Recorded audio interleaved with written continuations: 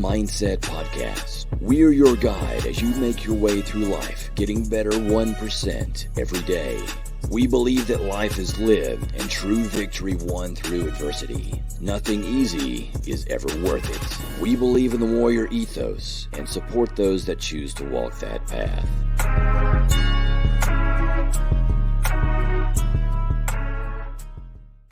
What is up, everyone? Wanted to get back to basics and do a debrief episode. Haven't done one of these in a bit, and these are some of my favorite ones to do. And you know, maybe I'll do some more. I don't know. I like these. So let's get right into it on some stuff that I found. Let's look at this one. So this might be a little thread that we go down here. So IcyMike, he is a YouTuber, sort of a realistic self-defense or a self-defense or kickboxing coach out of South Carolina. Actually, it's a pretty big deal online, and I followed him for a while, and I love everything that he has. Like I really dig most of his things. But you know, Mike has a thing where he will say things that make you react on the internet, and it's very smart marketing on his part. I appreciate him for that. This one in particular, I don't really know how to feel about it, and it made me think. And so I thought I would dig into it a little bit on the debrief here and just see where it takes me. His post here on Instagram, "Just keep showing up," is one of the more despicable lies that combat sports coaches tell their clients. You know, there's not a lot of context here, but we'll try to dig into some of his posts. You know, BJJ and boxing coaches are probably the worst offenders here. Traditional martial arts have a well-documented history of myths, lies, and bullshit. Not going to deny that. MMA and modern combat sports have their fair share. I don't know what that's related to, but he's saying like the systems don't require great teachers and coaches. Whatever there. But I really want to get into this aspect, what he's talking about, just keep showing up. And his response to that, to you know, coaches and studio owners looking their students in the eye and saying, just keep showing up. You're a liar. Just say, I don't know how I got better. I know that I kept showing up. I know that I got better. I don't really have much more to go on. Nobody ever really explained it to me, or maybe they did and I didn't understand. That is a good explanation of what he is meaning here. But the just keep showing up, I have to say, I don't know how despicable it is. You know, I think it's painting it a little too more negative, because there is an aspect of, you know, needing to continue. You need to work through lots of things. You know, you're not going to be perfect on day one, especially in a martial art. It's going to take time. And I have my own students, and I know that they will tend to disappear for a little while and they'll come back. And it's like a lot of times we have to start over, you know, on a, not completely, but, you know, where they left versus when they come back after a bit, they're, you know, below. So it prolongs things. So let's look at some of the comments that people put in here. From Eli Knight here, "A black belt is a white belt who never quit," is in this vein and one of the most insulting statements perpetuated in martial arts. I'd like to talk to him and find out about that.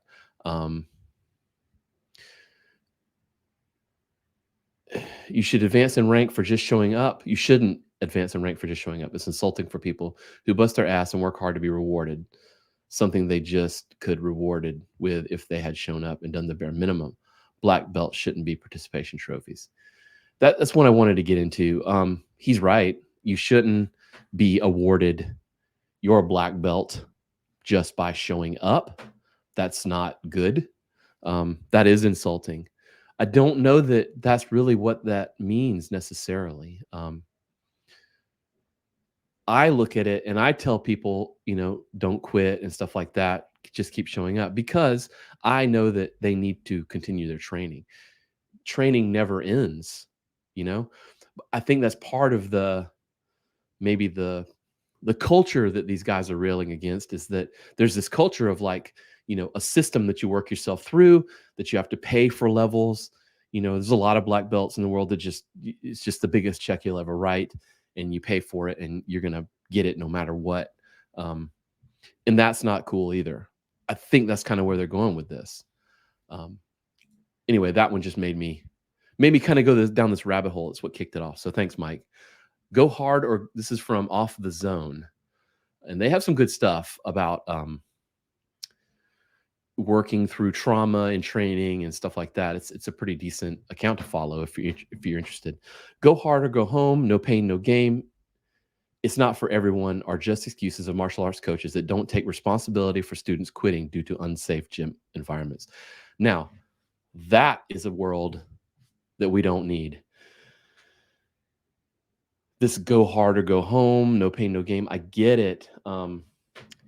If you're training some sort of, jujitsu or boxing, whatever, and you're in the scenario where you're just getting rocked all the time, you aren't, maybe you'll get better, maybe you'll get hurt.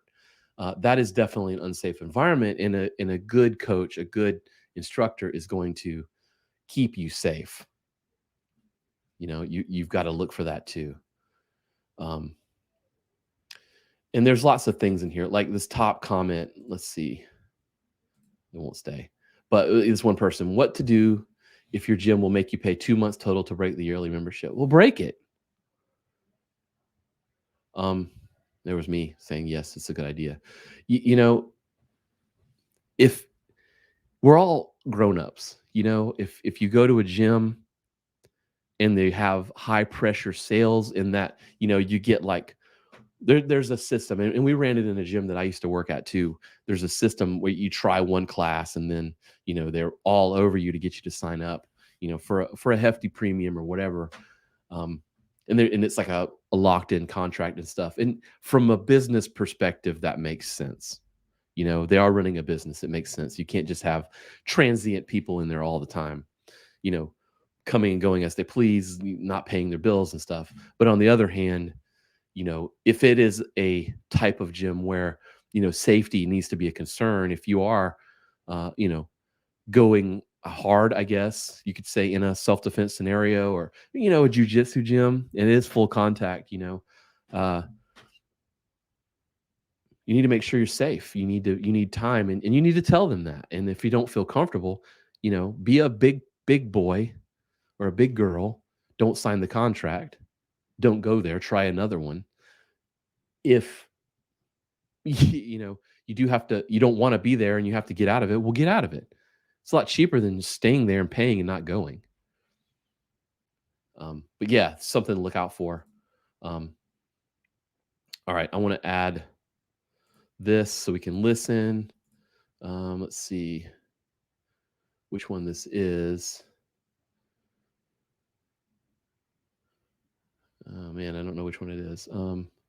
Here we go. Let's get in here. Let me refresh it here. Hear people say that the number one thing that you need to do in jiu-jitsu is to show up. And while that's kind of true, it's also not true, right? At least to me, because like when I ask my students, I'll say, who here came in today because they wanted to be mediocre? Nobody raises their hand. And I don't think any of us want to be mediocre. We don't want to shoot for mediocrity. We want to be good, right? And if you're going to do that, you can't just show up. We've all probably worked with someone at our jobs where they just showed up, and it's terrible. They're the most useless employees ever, right? They're there doing something, but we don't want to work with them, right? When you're training and grappling, and really this goes to anything, don't just show up. Show up with intent. If you're going to get on the mats, what are you working on? What are you trying to improve? What do you want to get out of this training session? Be very focused and be intentional. All of my best students, all of the best grapplers I've ever came in contact with, they stepped on the mats, and almost always, sometimes they didn't do this, sometimes they just wanted to relax a little bit, but they almost always had something they were working on, and they always had a goal that they wanted to extract from that particular training session. A lot of I think you get the point there. It's very important. Let's get the right window back in here. It is important to, it is that you need to just, I mean, in my opinion, you do need to keep showing up, right? But you don't need to just show up. I know there's, uh, we'll probably look at some more here that talk about, hey, getting it in at least is something. And that's true. I think there's a difference between working out and training, which I do definitely have one of those, and we can get into that. But he's right. Showing up, coming to training with intention is very important. And if it takes you, getting up, getting geared up to come once a week, that's your speed. I think that a lot of times we don't talk about people's speed of how they approach their training. It's very important. And again, I'm talking about, martial arts of some kind. I think everyone has a unique approach and a unique speed. When I first started, 2 days a week was about all I could stand. My nervous system would just get wrecked. Outside of just physically being tired from, an hour or 2 hours. And then, as I progressed, as I got closer to my black belt, I could go every night for 2 or 3 hours. And it is a thing that you have to work through and build up tolerance for. But Chewy's right. Here's another one. Why a short, uninspired, or mediocre workout is better than no workout. You're keeping the habit intact. You're not easily letting yourself skip workouts when your energy, time, or focus isn't ideal, which is going to be most days. All right. It depends how you are approaching your workout. So here's another one here. I'll put it here. So I think these two go together. From Bar Bend. The other one I just read was from Coach Andrew Coates. I've been following him for a while too. He's a very thoughtful person that talks about coaching. He's right. There's a mountain of value in maintaining your habit. Okay, you can easily break yourself out of your habit, in a training environment when it comes to your overall approach to fitness in life. It's very important. But from Bar Bend, there's a big difference between working out versus training. And sometimes it takes a lot of experience and accomplishing goals to learn the difference. They're both right. And I think that when you get a lot of people in the martial arts industry, particularly the self-defense industry, which is a subset of martial arts, everything is training, right? And especially the reality-based training stuff. Because what they're training for, the stakes are so much higher. Self-defense in a real scenario, it's not sport. There's no rules. It is life or death, and that's the approach. Training for that scenario is unique in the martial arts world, and it takes a approach that is very much unlike just working out. You can train jujitsu for that, combat, self-defense, or whatever, or you can train jiu-jitsu for fitness and sport. I don't think they're the same thing. The same goes for kickboxing, same thing goes for boxing. The same thing goes for karate. That whole scenario changes based on what your approach is and what your mindset is. So I think you have to know that going in as well. Another thing here on my opinion of just keep showing up is this concept, the Dunning-Kruger effect. And this is not necessarily an answer to this, but you see it a lot in the world of martial arts, where maybe the person running the studio or the dojo or whatever is pretty competent in their martial art or their whatever they're doing, or they're not very good at the business aspect of it. Maybe they're really good at the business aspect of it, but they're kind of a beginner in the world of instruction and teaching. I will say that I've been training martial arts for a very long time, over a decade, and I did it as a youngster as well, and also I've been running my own gym, working in a gym, running my own gym, and now teaching my own students for, yeah, man, 5 years at least. And so, I don't know everything. There's still a long way to go. I would say I'm still new at it. But the Dunning-Kruger effect is interesting if you look at yourself and you want to have some uh, self-awareness here. And it's, described by this curve here, right? The confidence curve versus competence. So uh, early on, competence can also maybe be time, but early on, you think you know a lot. If you're at the peak of Mount Stupid, um, where you can say really dumb things or do really dumb things with your students or whatever. And then after a while, and I feel like I've kind of gone through this, but after a while, you hit this valley of despair, right? Where you're like, what am I doing? This has got to get better or whatever. And I feel like I'm personally kind of right out of the valley of despair and coming up a little bit in my own personal journey. But then you kind of have these epiphanies and you start to really understand human nature and training and stuff like that. And the difference between working out and training, you get to this level of sustainability, both for you and your students. And that's people have been doing this for a long time, right? So it's this hypothetical cognitive bias wave, and think about yourself, think about where you are in your journey.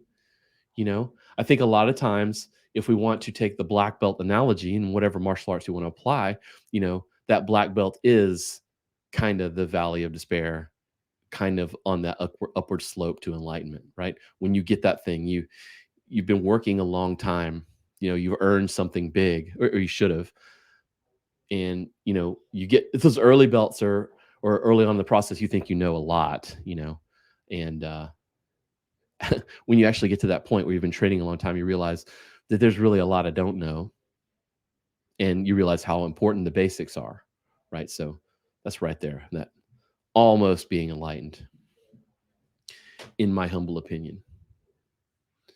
Let's see. Yeah, I want to get to this one next. Let me pull this one in here. Let's see where we are. Healthy Buffalo. Yeah. So I want to share this one. Here we go.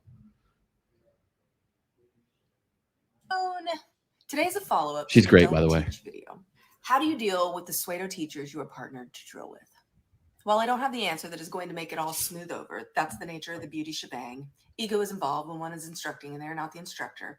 I can tell you how I handle it, and I can tell you the common response. If I'm drilling and I haven't asked any questions from my partner and they start teaching, I usually say something very bluntly along the lines of, don't teach.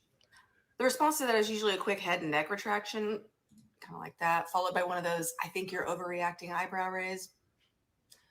But I just continue the drill. I don't explain. I keep going.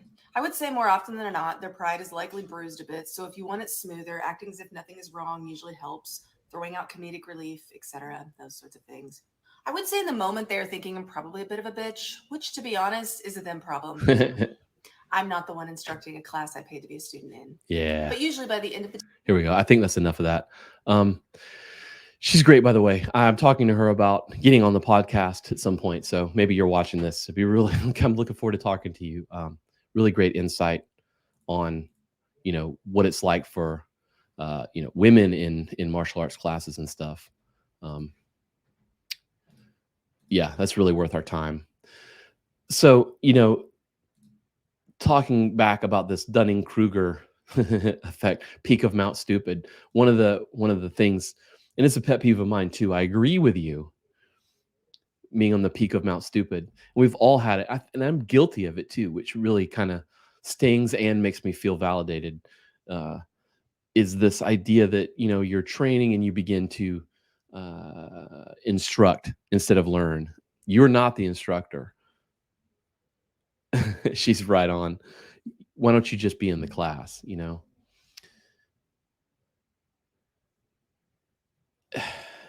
She's right. If the instructor introduces you as a helper or an assistant instructor, well, there you go. Then you have some reign to, pursue that and to help others along the way. But if you are just another student in class, don't, when you're trying to recover or whatever, don't use that as a time to teach. Don't use you telling someone something as a moment to, for you to not get your butt kicked or whatever it is. Yeah, especially when it's a dude doing that to a lady. I don't know. It seems extra insulting, in my opinion. And I've seen it. And I usually, as an instructor, I will usually pull a person aside and say, like, hey, you're not teaching. You need to focus on you, and you need to get better. And when it's time for you to teach, I will tell you, and I will tell everyone else that, you're our helper today. I've had to do that to some people, and it usually makes everyone feel good, and including that person, because I think sometimes there's some people too, there's like an alpha dog thing, and the alpha dog doesn't want to be the alpha, right? They do that because they think it's what they need to do, but then when they get it, it's like they're freaked out because I'm the alpha and I don't really know what to do. I think there can be an aspect of that too. Anyway, great points, and I'm glad you make content because it really helps. All right, here is another one. I want to get into these next.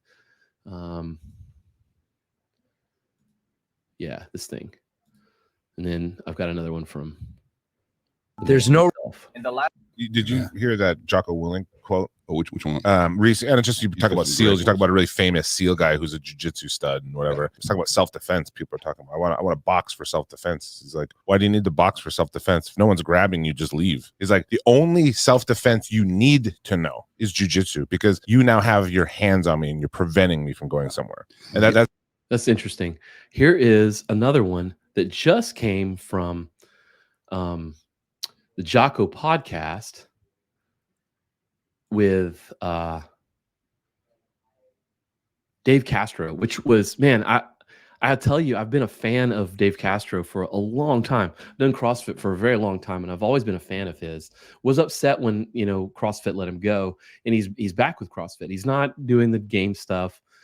I forget who it is. It was like the chief. I forget the guy's name. It doesn't matter. But Castro's back with CrossFit, and Jocko and Castro. I think he kind of helped some deals come through for Jocko with all the Jocko fuel stuff and everything, and that's cool. But here they are talking about the same. See this about striking, because you brought it up in general, or fighting, I should say. Mm-hmm. I'm a big believer that if I were to start someone from scratch now at this point to prepare for physical combat, I think striking is a good start to keep people away.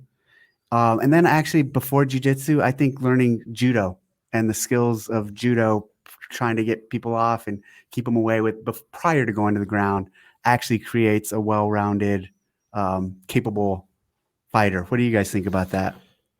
Yeah, I heard some. And it's funny. He's asking Jocko and Echo. They're both jiu-jitsu black belts, and Jocko's a well-known jiu-jitsu black belt. Quote recently, and I actually covered on the podcast. I can't remember exactly what it was, but it was something along the lines of, if I have 2 hours to prepare you, yep, we're not even going to talk about grappling. Yeah.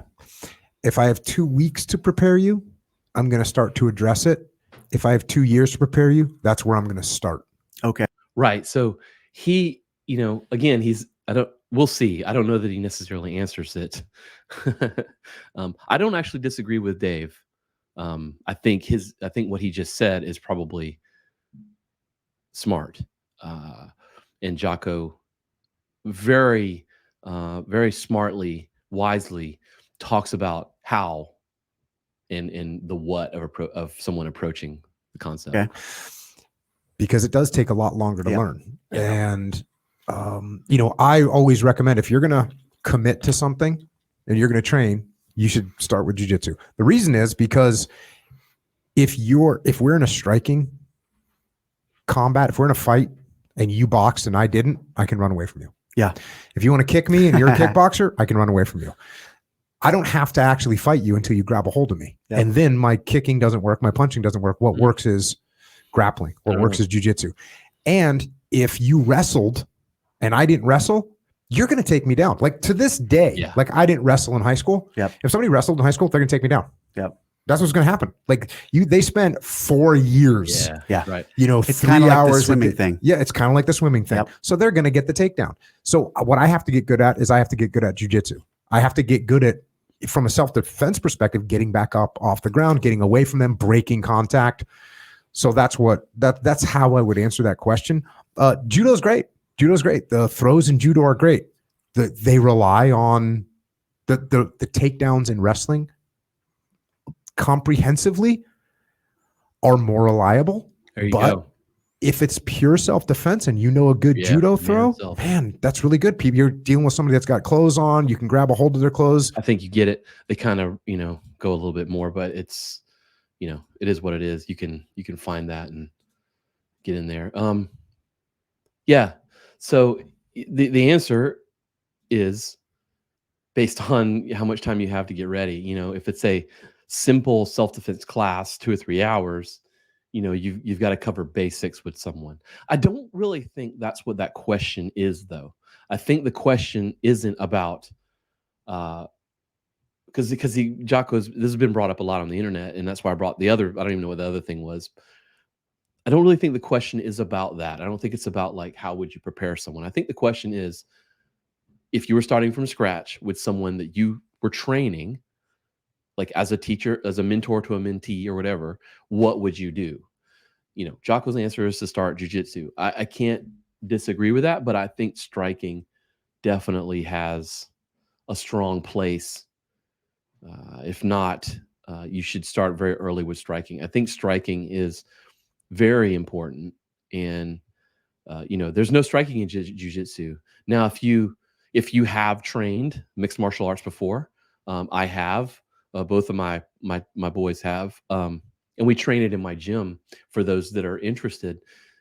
And if you know some jujitsu, you will see right away, there are certain aspects of jujitsu that you are opening yourself up to getting hit. And, it's going to happen. There's no, I mean, in, sport jiu-jitsu, modern jiu-jitsu, whatever, there's no striking.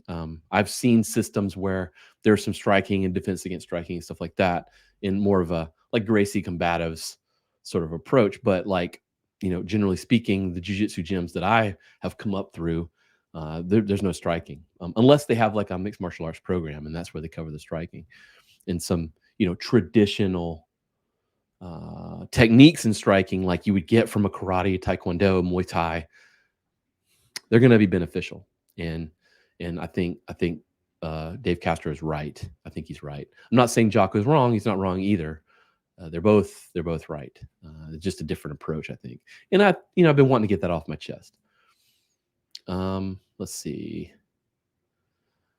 That is probably it. I want to cover this very last one from Mark Manson. Love this guy. I love all his stuff. He wrote the book, The Subtle Art of Not Giving a Fuck or whatever. And he's kind of gotten away from some of the stuff he's done in the past, and he produces a newsletter. So you should sign up for that. This one in particular has given me a new tool. And when I say tools, I mean, there are things that I've learned from the internet, which is the point of this whole debrief exercise. One was, I don't remember who said it, but to run things through a filter of, does this need to be said right now? Does it need to be said right now by me? Or whatever. There's like 3 levels. I forget them, but just those 2. This is that last one. Does this need to be said? Does this need to be said right now? And does this need to be said right now by me? Like if it, things that you're going to tell other people are going to fall into those scenarios, and if they don't pass the test, maybe you should just shut up. That's been a great tool for me personally. I think this one is a really good one. We invent threats to give ourselves a sense of purpose. We imagine obstacles to create a sense of meaning. We start conflicts with others in order to feel necessary. But this is the tool in his first little post here. Take a moment. Consider this. Are your problems real? Man, and this one moved me. Like, I've actually asked people this when I've gone to them for some advice recently, since Mark Manson post this, and I've said, like, is this problem actually real? Like, or am I just reacting to something that hasn't happened or won't potentially happen, or am I just reading into the situation? I mean, I think he's right. I think we do that. I think we do create threats. We create things to worry about. We create obstacles that we have to overcome, right? So that when we do the thing, it seems bigger. We create these little narratives for ourselves, and then we live in those worlds and stuff. And I think he's right, and I think we have to think about things through this filter of, is it real? You know, and if you still want to play in that world of, it's not real or whatever, and you're playing in there, that's called drama, and maybe you like that. I don't know, but for me, I want to become aware of that and not be in that world. I don't like it. I want to be very straightforward and simple. And I it's actually made me double down on the other side of it too, which is like, yeah, this is real. This person's doing this. Should not let them get away with it. We need to call them out on it. This does need to be said right now by me to this person. And it's really, I think those are two good tools to put together. Anyway, so man, thank you for that post. That was good. That helped change some stuff in my brain. So that's it. That's what I have for you. I hope you enjoyed it. This is not sort of a typical type of conversation. Maybe you didn't get anything of if you don't necessarily train martial arts of any kind on your own, but maybe you do. I don't know. As always, thank you for listening. I appreciate your time. Let someone know about the show. Hopefully it helps them. If it helped you, it helps me to do it. So I don't even care if anybody watches it. It just makes me feel good to get some things off my chest. So thank you for tuning in. Until next time.